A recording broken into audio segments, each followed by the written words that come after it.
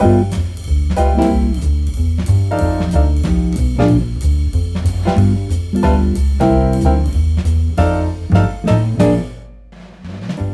and welcome to MovieTown, the Los Angeles Revival Cinema Scene show. We are here at the WGA Theater in Beverly Hills, home of the 61st edition of the Cinecon Classic Film Festival. And I'm joined by Bryan Cooper, producer of Cinecon. Bryan, thanks so much for joining me. Great to be here. Thanks for having me. Yeah, absolutely. So this festival's been around a long time, 61. Has it, I guess, what was its intent early on and how has that changed over 60 years? Yeah, I mean, it started off, it was just like film collectors with their 16 millimeter film prints, going to like a banquet hall or hotel or meeting space, projecting film and just kind of enjoying their collections together in a communal space.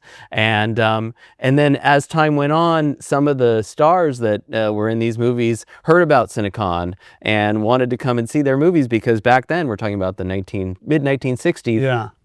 There weren't a lot of opportunities for these old movies unless they showed up on late night television or something. There weren't a lot of opportunities to see them. So that was the original, it was Society for Cinephiles.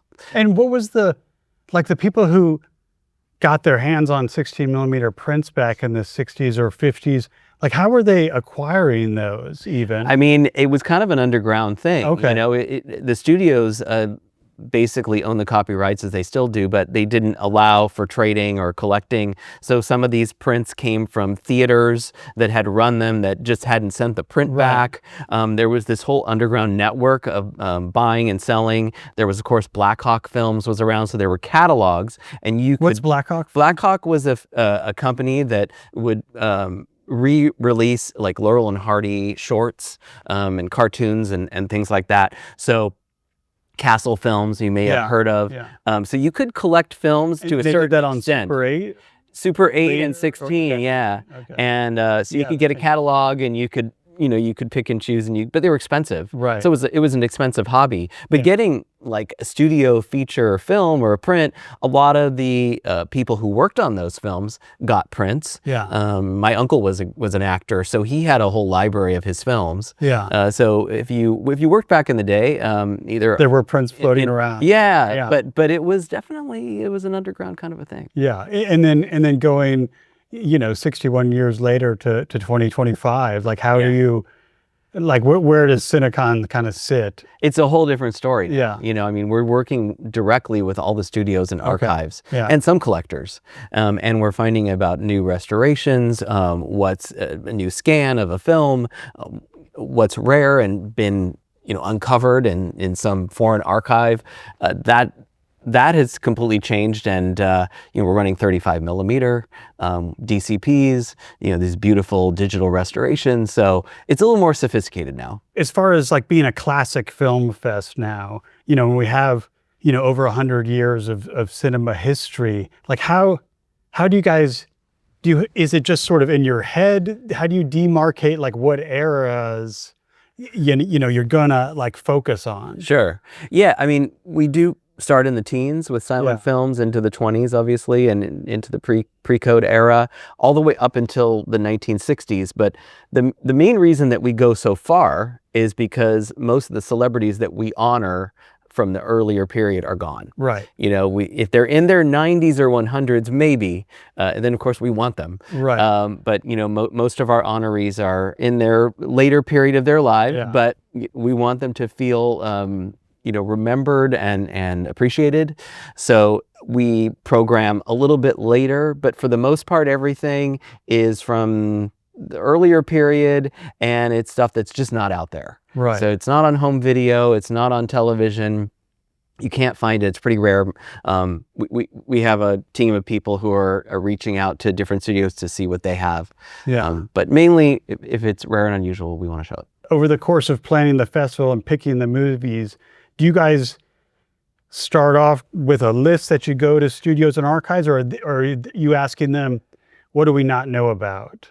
Yeah, it's a little bit of both. Okay. You know, for example, when we were working with Disney, which owns the Fox catalog now, they had said, "Oh, we just did a 4K scan of The Pleasure Seekers with Anne Margaret," and we thought, "Oh, wow, wouldn't that be great to show that beautiful new scan for Anne Margaret, since she probably hasn't seen it in a long time, and get her to come to the festival. And she's somebody that we've been wanting for a really long time. Yeah. So she finally did agree to come, and Pat Boone is going to give her the award, and he's a past Cinecon honoree. Okay. So we had him in 2013.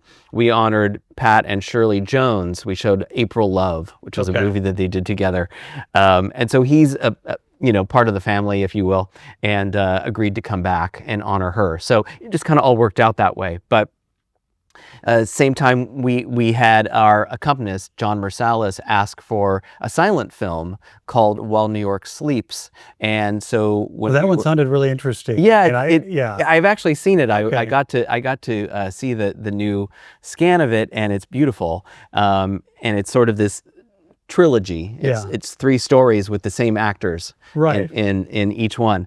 And so our good friend at Disney, Kevin Schaefer, said, yeah, we can pull that, and we can do a little bit of work on that for you guys, because that was a special request from our accompanist.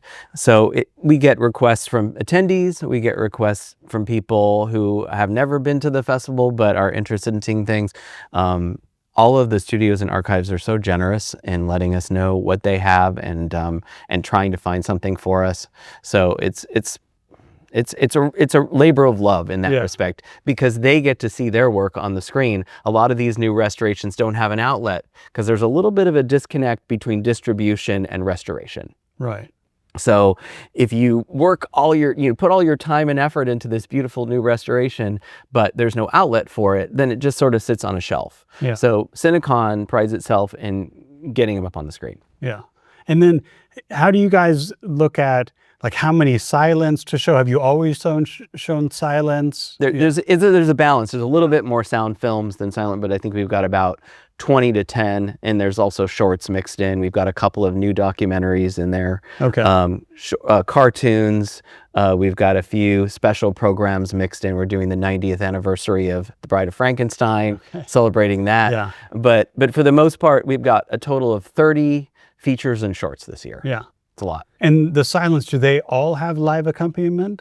For the most part, yes. There's one called The Scarlet Lady, which is coming from Sony Columbia, which already had a score by Philip Carley, who's a renowned musician who created this incredible score. And so we decided to use that, which is a track. But everything else will be live. And is it just like a grand piano? Like what it's just a keyboard. Keyboard. Yeah, John Marsalis and Adam Swanson, who are pianists, kind of tag team on everything. Okay. And so they'll be here. And, for a movie like Beau Geste, which is 130 minutes, oh, wow, that's a long time to play. Yeah. So we'll probably take a break in between that one and do an intermission on that one, so they can, flex their fingers a little bit. Yeah, that's wild. And then do you feel like people coming to the fest, like, is there one thing that you're sort of known for? Is it like, are people who come back every year, are they coming for the silence? Are they coming for It's hard to say. Pre-code? You'll have to ask them of it when you do your man on the street interviews, because some people want to see film. Right. So we have 2 film days and 2 digital days. The way that it's worked out here at the theater, because they have to reconfigure the booth, we've divided it up. So we have Friday and Monday are all on film. So if you're a film snob, right, you want to come on those days. Yeah. If you just want to see it in any format, then you'll come on any of those days.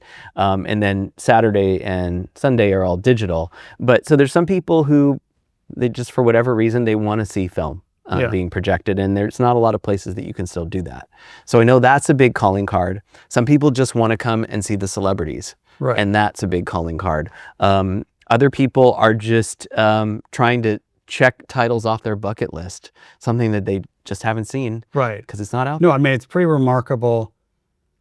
I mean, I feel like I know none of the films on the schedule, and even you didn't recognize any of the titles. Maybe the Blue Danube. I think it's probably more because of the musical, piece. Or okay. All right. Well, this is going to be good education for you, Andy. You're going to come away with a new appreciation for rare and unusual titles. Yeah. So either that, or napping in the back. I certainly know some of the actors and some of the filmmakers, but yeah, the titles didn't jump out to me. So it's both really exciting and also kind of just wild, like how much like undiscovered kind of cinema country there is out there. Like, you guys worry about, year to year, are we going to be able to find the rare films or the films that aren't as well known? Like, I always think about that in this kind of age of revival cinema having a big place in LA and elsewhere. Yeah. Of like, how long will it be before the movies start to feel old, or like we're going too deep into the well, and it's like, I don't think we can ever go too deep. Yeah. I mean, to be honest, we'll never run out of titles. Yeah. As long as we can keep Cinecon going. Yeah. We're never going to run out of film titles that are rare and unusual, because the studios are always working on things, collectors are always finding things, archives are always digging stuff up. So there's always options out there. If I showed you the list of films that we couldn't program this year, you'd be surprised. It's long. There were a lot of movies that we didn't have. We really don't have enough time to squeeze them all in, because you've got to have, lunch and dinner breaks, and you've got to have bathroom breaks, and you've got to have Q&As and all these other things. So the time just gets sucked up really fast. Yeah. And has the scope always been, centered around Hollywood? Like, have you opened it up to, foreign films to... We've done a little bit of that, a little bit of British films and foreign films. During the pandemic, we did Cinecon Line, so it was our online film festival. Yeah. And because of rights issues, there were only a certain amount of films that we could show. Yeah. So if there's a particular title that crops up and it's a foreign title and it's of interest, absolutely, we'd program it. Yeah. Yeah. And then just going through some of the films, some of the titles that stuck out to me. I mean, I love all, I don't know if I haven't liked, or if maybe it'd be better to say, I don't know if I've disliked a pre-code like comedy that I've ever seen. How could you? I mean, they're so over the top. Like one of the early films you're showing in the fest, It's a Wise Child from 1931, Marion Davies. It just has a great kind of screwball premise. Did you know this film at all, or know her? I didn't. I knew Marion Davies. I'd actually been a big fan of hers, and there's a book out that Lara Gabriel wrote, which is great, called The Captain of Her Soul, and I'd read that, and I always appreciated her. She had an incredible life, as you know, and she was, William Randolph Hearst's mistress or whatever, and so there's a bit of mystery there, but this is the one film that, because of rights issues, has just not been out there. So it's not been on TCM, it's not on home video. Yeah. So we were working with George Feltenstein at Warner Brothers, and we'd asked last year, and he didn't think he could untangle the rights. And this year he said, let me try again. Let me go back to legal and see what we can do. And somehow he was able to untangle and make it available to us. So the 35mm print just went over to ProTech. Oh, wow. Oh, yeah, and that's on film. That's incredible. I'm so excited to see that one. There's a lot of buzz about that. Yeah. And then, for one of your, guests or like honorees, Juliet Mills, so you're showing, this is the youngest or most recent film, right? The Rare Breed from 1966. Yeah. Like, how did it come about to feature Juliet, like who I guess the name doesn't pop immediately as like classic cinema. I think was she an Avanti? She was an Avanti, right? Yeah, and she made a handful of films, but she's known more for television. Right. Yeah, she comes from the acting family, Haley Mills, John Mills. Yes. So Haley is her sister, and so she's got an incredible resume. Yeah, but this was her first American film. Okay, and also, you look at the stars, Jimmy Stewart and Maureen O'Hara and Brian Keith, you're like, that's a slam dunk, it's incredible. And no, that one felt weird to me, being like a Western fan and being a James Stewart fan of like, I don't know that one. Well, great. Yeah. And that's good to hear, because, it is out there. It is on Blu-ray. It is available. Yeah. But we're going to be running a CinemaScope 35. Wow. Yeah. That's awesome. So it's going to be a whole different experience. Yeah. And then, Right to the Heart. Is this, I liked the like sort of log line of this one. I couldn't tell though, is it more of a comedy or more of like pure boxing movie? Well, again, I haven't seen it. Okay. So I had to do the film notes sight unseen. So I don't know exactly what it is. I know that it's a Fox B movie, which happens to be one of my actors. Okay.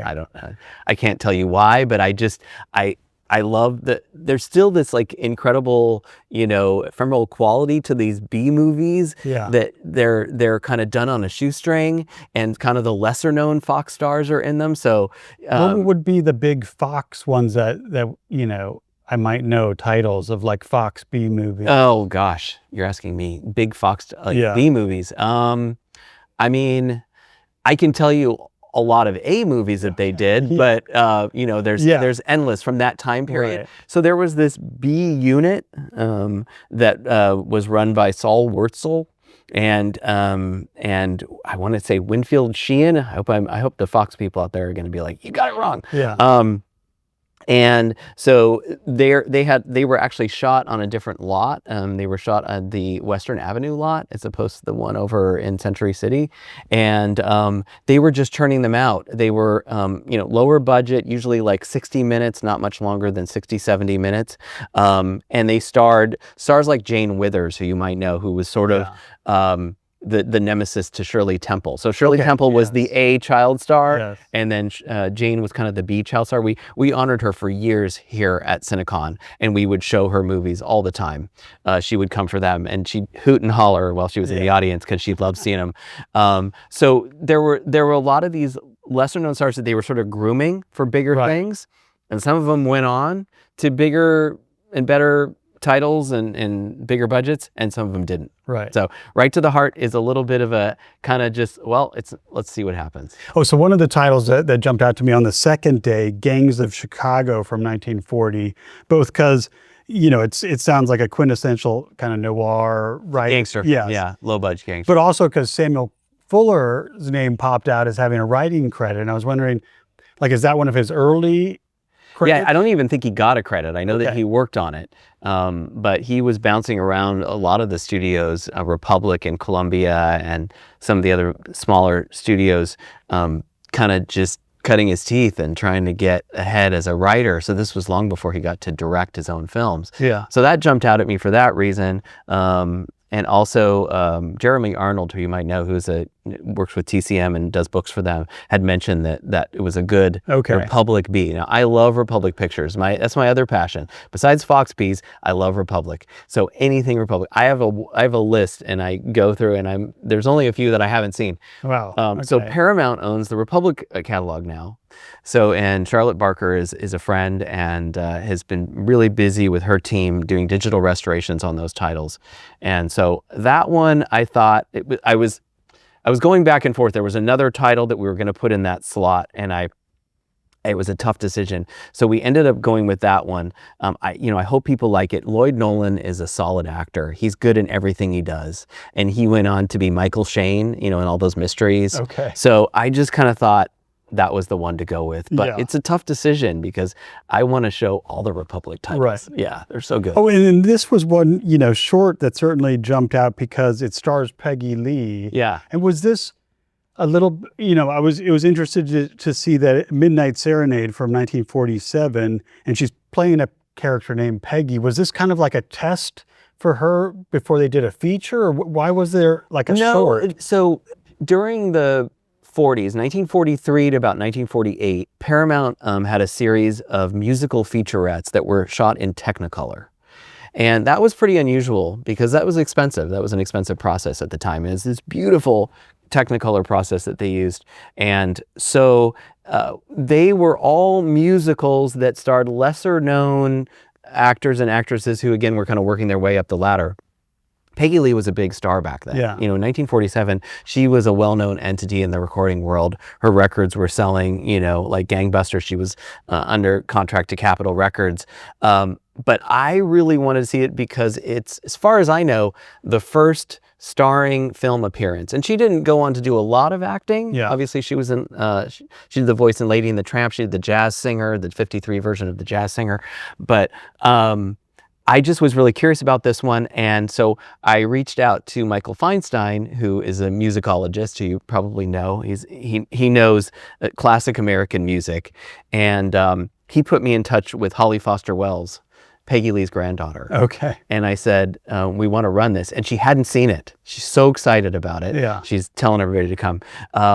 And also in the movie is Dave Barber, who was Peggy Lee's husband at the time. Okay. He's a guitarist. Yeah. And if you're a jazz aficionado, you know that name. Yeah. So Dave Barber's in it. So I kind of felt like we had to do this. And so I was nudging Charlotte at Paramount because it wasn't on her list of titles that she was working on. And would this have played like before a feature if you'd gone to see it? Yeah. Or okay. Yeah, so with a specific feature, or it was just probably with a Paramount feature, okay. I would assume. Yeah. But yeah, along with trailers and cartoons and travelogues and everything else. Yeah. But it's a little bit longer, so it's called a featurette because it's about 20 minutes long, whereas most shorts are about 10 to 15 minutes long. Yeah. So it's kind of an expanded short. Yeah. And then, you know, right after, I mean, this short leads into the feature, which I assume is, you know, one of the big ones of the fest, The Pleasure Seekers from 1964 with Anne Margaret. Yeah. Both because Anne Margaret's going to be here for it. And I mean, this movie just sounds just, you know, a complete, like, kind of fun Euro Americans Let Loose. And I mean, it's You kind of nailed it. I assume it's like 20-something female American roommates in Madrid, you know, getting on the make, basically. Yes. Yeah. And without any regard for whether or not the man they are targeting is married. Yeah. And was this an American studio movie, or was this a European? Okay. But a lot of it was shot over there. Yeah. It has the look or the sense of kind of like a European production that brought over American stars a little bit. I don't know why. Yeah, no, had that for me. I think in the credits they list the studio where they shot it over there. Okay. But I believe they did a bit of it here on the Fox lot as well. So, well, Anne Margaret will tell us. Yeah, and how, you know, just for people who know Anne Margaret, certainly in like Viva Las Vegas. Viva Las Vegas. You know, Bye Bye Birdie. Bye Bye Birdie, The Cincinnati Kid. Oh yeah. Carnal Knowledge. Carnal Knowledge, yes. I think because that just got a restoration and came out, I think, recently. I think it did, yeah. Like is this kind of in that what Anne Margaret fans would think of as kind of her typical wheelhouse, or like is it more of a comedy? She does 3 musical numbers, which are great. Yeah. I mean, she's so good, and you want more of her in this movie. So Carol Lindley and Pamela Tiffin are also in the movie, but you just want more of Anne Margaret because she's so good. And it's a little bit different because I think up until then, the movies that she'd been doing were straight musicals for the most part. So this gives her a little bit of a dramatic role as well. And it's a fun movie. I had some I got to see a preview of it. I have some issues with the script. It's not perfect, but it looks gorgeous. Cool. Yeah. Are there, besides those films we mentioned, are there some, like, you know, lesser known Anne Margaret roles that you really like that come to mind for you? Well, it's funny because one of our attendees said, "Why aren't you showing Kitten with a Whip?" And, you know, which is another big movie of hers. But she also did do some, and I'm going to speak out of school because I don't know her catalog that well, but she also, in the late 60s, she was doing some smaller movies that maybe didn't have as big of a play. And for us, like, I sort of felt like I wanted to show something that hasn't been out there, but it still kind of has some money behind it, you know, so you like see the money up on the screen. Right. So that was important to me. And I really hope that she's excited to see it again. You know? Yeah, no, I think that'll be incredible. And then, you know, this title, I noticed, was this film one that was like just found or thought was lost? Taxi? Yeah, so that was a lost film, and one of our collectors uncovered a print of it, and you know, I think he bought like a huge collection. Oh, okay. And maybe it was like an unmarked can, you know, or something. That's how these things happen, you know. Right. You go to a flea market and you buy a collection, and then all of a sudden you've got, you know, this gem in there. So he reached out to us, and we did some work on it, and we'll, you know, again, do live accompaniment. So this is an Edward Everett Horton feature film. Are you familiar with who that is? Yeah, who is that? Okay. Did you ever watch Fractured Fairy Tales when you were a kid? So you would know his voice. Okay. He had a very distinctive voice. Edward Everett Horton became a character actor later on, but in the 20s and early 30s, he was actually starring in his own films. I mean, you're gonna have to Google him. Yeah. You're gonna see who he is. He's a fascinating individual with an incredible air about him. He played butlers and valets, and I just actually watched him last night. He was in Here Comes Mr. Jordan. Okay. And I've never seen that. With Robert Montgomery and Claude Rains. Yeah, it was on TCM. Okay, wow, yeah. So anyway, last year we showed Nobody's Fool with him, and it played really well. which was a 1937 Universal B again. Okay. And so this year, Taxi. So I'm really excited to see this one. Yeah. And just because you mentioned it, you know, I think when people hear Classic Film Festival, they do kind of think of that like TCM crowd, like TCM watcher, like what's the crowd like that comes out to Cinecon? It's a little bit of that. It's a little bit of the TCM crowd. So there is some crossover there, and it's a lot of our diehards who have been coming for a long time. They come every year, and then it's young people who are curious, right? You know, like, what is this? And it's, you know, it's a little bit less money, a little bit less of a commitment. Right. You get to see everything because it's all one theater. We don't counter program, so you get to see everything if you have. You buy just are there individual tickets to screens, or you buy the day pass? You can get a day pass or a full pass. Okay. Yeah, and so those are all on sale on Eventbrite right now, but you can also get them at the door if you want. Yeah. But we encourage people to get their passes online, because if we do sell out, say on Saturday, because Aunt Margaret is here, you know, we don't want you to be disappointed. But it's an interesting crowd, and there's a lot of film geeks. There's a lot of people who work in the business, who work in the studios, who are wanting to see their movies up on the big screen. So we have all the people that I've mentioned who work on these titles are going to be here, and some of them will be introducing them. Yeah. And what background do you bring? Like, how did you get into this? So I mean, I work in unscripted television at Warner Brothers, but I've always been a huge classic movie buff. It just started when I was a kid. My dad was running Humphrey Bogart, Errol Flynn movies when I was a kid. And because my great uncle was a character actor, his name was Billy Gilbert. He was in he did the voice of Sneezy in the original Snow White and the Seven Dwarfs. So that I hope you know. Yeah. I didn't know Billy Gilbert was the voice. He was Sneezy, yeah. So his name is Sneezer, and so he's my great uncle. And so when I was a kid, you know, when he was on TV, my parents would be like, "Uncle Billy's on TV, you gotta come." He was in movies with Laurel and Hardy and the Little Rascals. So that kind of, all of a sudden, I was like, "What is this world?" I latched on to Abbott and Costello. That was sort of my thing, and Betty Grable movies. And so the passion just kind of grew out of watching these movies on TV, recording them on VHS. You know, there was always a battle for the VCR at my house between me and my dad. Yeah. So it was whoever got there first. And so it kind of happened that way. And then it sort of blossomed into me working on documentaries about classic film. Okay. So for years I was working on A&E biography, and where I was at Fox doing those, and then I sort of ended up doing special material for DVD and Blu-ray box sets. Yeah. The added bonus material. Yeah. Awesome. And so that's how that happened.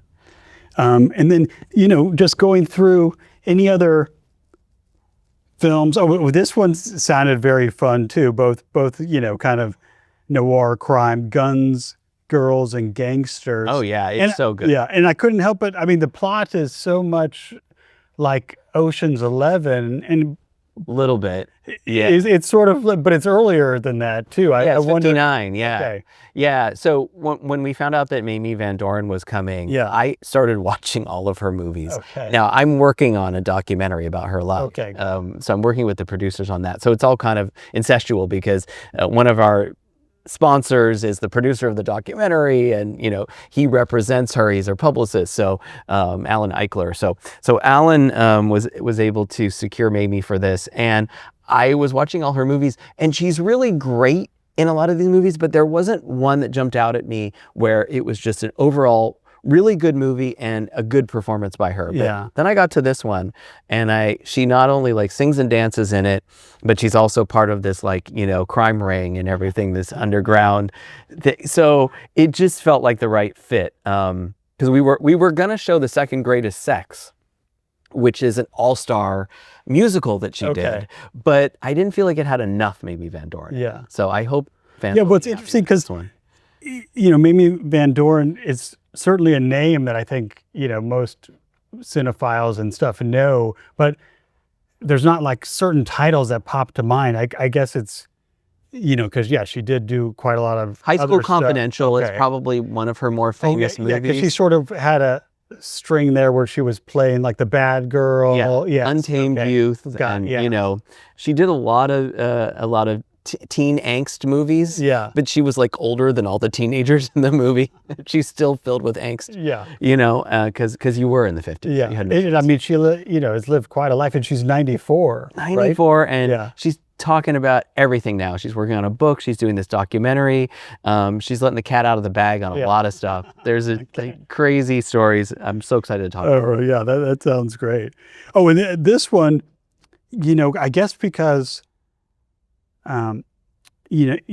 this director's, he has two like just seminal films in Sunrise and Nosferatu. F.W. Murnau, like you have City Girl from 1930 showing on film. I'm going to correct you on that, sir. We are showing the 1938 City Girl. Oh, no, so it's not. Okay. Yeah. So tell me what this is. So this one is Ricardo Cortez. Okay. Another name that you would be like, I might about now? I had the wrong I'm just going to keep throwing obscure names at you. So my friend Heath Holland, who I don't know if you're familiar with Serial at Midnight. It's another YouTube channel. I'm probably I shouldn't be promoting it on your YouTube. But anyway, he's great. I'm so Heath was able to watch that one down for us and write notes on it. I have not seen it yet. So it's one of those Fox Bs from the late 30s that I program sight unseen. So not to be confused with the 1930 version. Yeah. So even Kevin at Fox got confused and corrected. And so any others that we haven't covered that you think are like you're excited that are showing? Yeah, I mean, I think it's really cool. So at TCM, they showed Beau Geste, which is this beautiful silent film. It's 130 minutes. They actually did more restoration work on it since it ran in April. Okay. We're getting it again because a lot of people didn't get a chance to see it. I did, but then some people, because of the way TCM programs, weren't able to get over to that one because there was something else playing that they wanted to see. So I'm really excited about that, and I've seen it, and it's gorgeous. Ronald Colman is the star. Yeah. And it's a really beautiful film. Let me think if there's anything else that I want to mention that's really important. We've got some Fleischer animations, which are really cool. We always try to do an animation block, and Laurel and Hardy restorations, which I'm really excited about. And then the other one I want to mention is called The Showdown with Myrtle Gonzalez. And I bet you don't know that name because she died very young. She was on the precipice of a huge career. She's one of the first Mexican-American movie stars in history. And that's a silent. It's a silent Western. film. I don't think it's a Western. No, okay.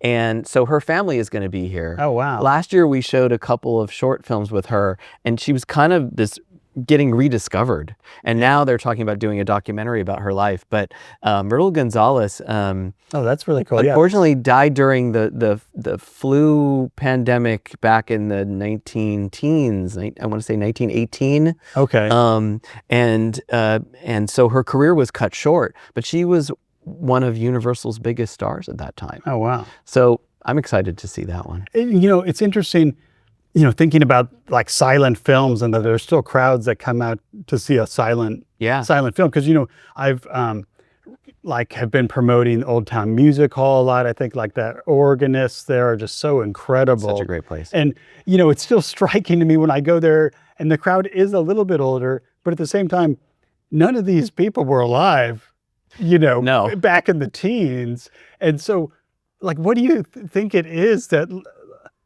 like this cinema that no one who's alive now grew up with? Like, why is it like hold this resonance? I don't know what it is for other people, but for me, the first time I saw a silent film on the big screen with an orchestra, it was a life-changing experience for me. Yeah. They're so beautifully shot, and a lot of times you're getting to see stars in the very beginning of their careers, Janet Gaynor, Gary Cooper, Clark Gable, like people that went on to, these massive careers, but they're so young and they're still kind of like, getting their footing. And also because we're getting to see things that for the most part have been out of circulation for such a long time, because until this resurgence, there's a lot of silent movie festivals now. There's one in San Francisco, there's one in LA coming up. Before that, they weren't really running a lot of silent movies on TV. Like, when I was growing up here in LA, if I was going to stay up until 2 a.m., it wasn't going to be for a silent movie. It was going to be for a talkie. Yeah. So the opportunities were really not out there until I think home video came along. Yeah. So there's a lot of new discoveries to be made. Yeah. Well, Bryan, thanks so much for joining me. Oh, my pleasure. Incredible. I can't wait to get out to Cinecon. Good. And, I hope everybody will come join us. I know you're going to be here. Yeah. It's such a fun weekend. Just forget your troubles and dive in, you know? Sounds great. Well, you're going to learn a lot this weekend, next weekend. Sure. Yeah.